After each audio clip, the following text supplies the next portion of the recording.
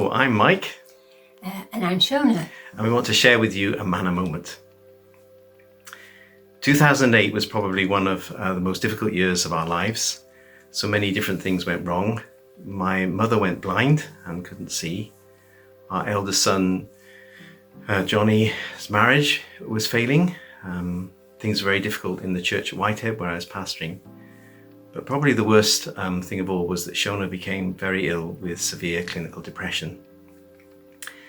When all sorts of things go wrong in your life and there's serious illness, it can be difficult for your faith to trust God and to keep hoping in Him. And you wonder why things are happening, you don't understand what's going on.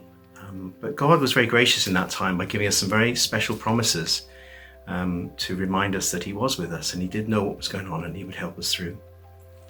And one of those came from a passage in Exodus chapter 3. I was reading about Moses and the promise that God made through Moses to His people. And let me read it to you. The Lord said, "I have indeed seen the misery of my people in Egypt. I have heard them crying out because of their slave drivers, and I am concerned about their suffering. So I have come down to rescue them from the hand of the Egyptians and to bring them up out of that land into a good and spacious land, a land flowing with milk and honey." When I read those words, it was as if God was speaking to me about our situation.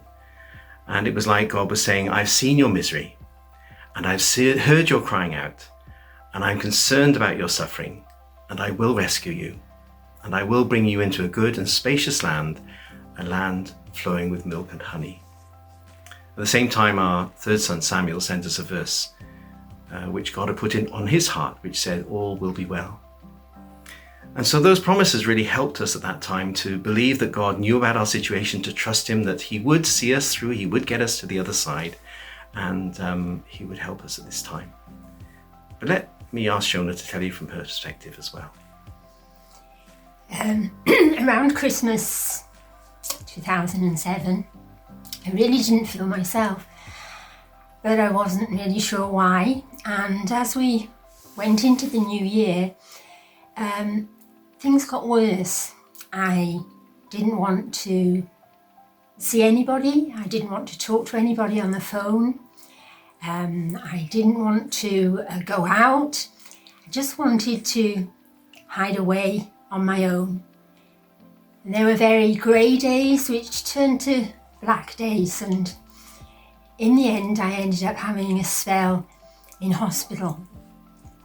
But there were some things that God helped me with through that time. One of them was a picture that my second son Benjamin sent to me that he'd drawn. And I was down at the bottom of a very, very deep hole, and there was a rope coming down into the hole, and there was Jesus at the top with that rope.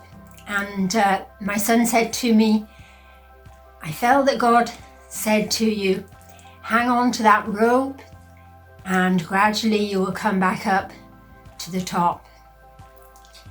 Another thing that helped me was some verses that Mike gave me in 1 Peter chapter 5. Let me just read them to you. The suffering won't last forever. It won't be long before this gracious God, who has great plans for us in Christ, eternal and glorious plans they are, will have you put together and on your feet for good. He gets the last word.